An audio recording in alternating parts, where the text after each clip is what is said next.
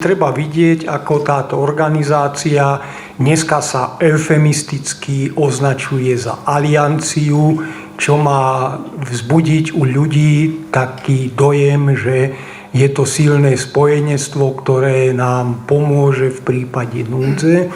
Z hľadiska reálneho hodnotenia politiky je to vojenský pakt. Nič iné. To je hlavné, to je jadro pôsobenia tejto organizácie.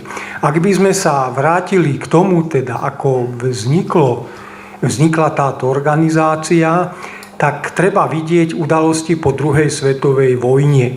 Možno sa niekto dostal k tomu, v posledných mesiacoch sa objavilo viacero takých príspevkov o pláne Winstona Churchilla, ktorý bol nazvaný nemysliteľný, kde sa počítalo s tým, že po ukončení vojny s hitlerovským Nemeckom by bolo za určitých podmienok možné začať vojnu so Sovietským zväzom. Nemysliteľné to bolo, pretože tam bolo množstvo takých doplňujúcich vecí. Takže v takejto atmosfére sa potom objavuje opäť Churchill tým svojím známym prejavom vo Fultone, ktorým sa začína studená vojna podľa rôznych historikov, teda keď hovorí o tom, že v posledných mesiacoch cez Európu padla veľká železná opona, ktorá začína kdesi pri Baltskom mori a končí až v Stredozemnom mori a rozdeľuje Európu na dve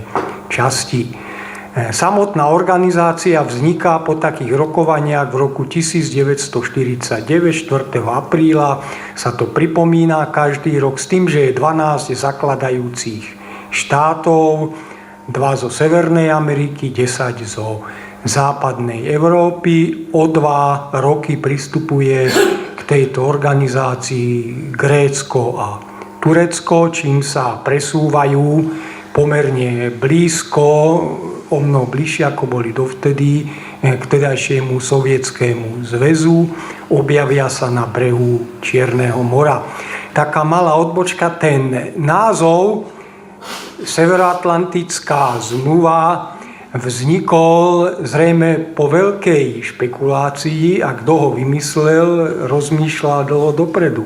Lebo podľa zemepisných kritérií je množstvo okrajových morí, ktoré patria k Atlantickému oceánu podľa toho veľkého, teda podľa takého zemepisného delenia všeobecného. A napríklad, keby sme uvažovali veľmi zle do budúcnosti, keby aj Gruzínsko, aj Ukrajina vstúpili do NATO, tak sú vlastne možnými účastníkmi takejto regionálnej zmluvy. Ale Slovensko, Česko, Maďarsko, alebo teda Česká republika, Maďarsko do tohto združenia vôbec by nemali z takéhoto formálneho hľadiska patriť. Ešte snáď také 3 poznámky k tej histórii, potom sa môžeme vrátiť. Rozvoj tej vojenskej zložky paktu nastáva v podmienkach Kórejskej vojny. Spočiatku to je taká organizácia, kde sa stretávajú politici, rozprávajú rôzne veci, lebo Američania ešte majú čas síl v Európe vojenských a tak so všetkom rozhodujú, ale keď príde k tej Kórejskej vojne, objaví sa tam množstvo problémov a tam sa začína posilňovať tá vojenská zložka organizácie, ktorá potom zostáva od tých čias prioritnou. Sovietsky zväz chce požiadať o prijatie do tejto organizácie. Opäť, keď sme to zobrali z formálneho hľadiska, má plné právo sa na tom podieľať. Samozrejme, ako skončil tento pokus, netreba si ani rozoberať. A potom podstatnou zmenou je rok 1995, keď je prijaté do NATO vtedajšie západné Nemecko alebo Nemecká spolková republika. Až ako reakcia na tento krok, na možné znovu vyzbrojenie západného Nemecka alebo teda Nemeckej spolkovej republiky, potom vzniká Varšavská zmluva. Keby sme potom urobili veľký skok, zrazu na konci 80 rokov pri rozpade bipolarity sa ukazuje, že vlastne NATO tú svoju historickú úlohu, ktorú malo kde si napísané, že to šírenie hodnôt určitých a obrana, akoby stratili.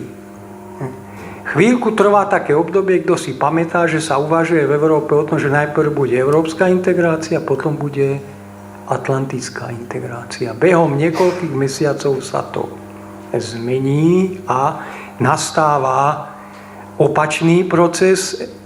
Skorej sa začína rozširovať o tie štáty bývalého východného bloku NATO ako Európska únia. Je tu taký zaujímavý fakt, na ktorý upozorňujú niektorí odborníci v ruskej literatúre.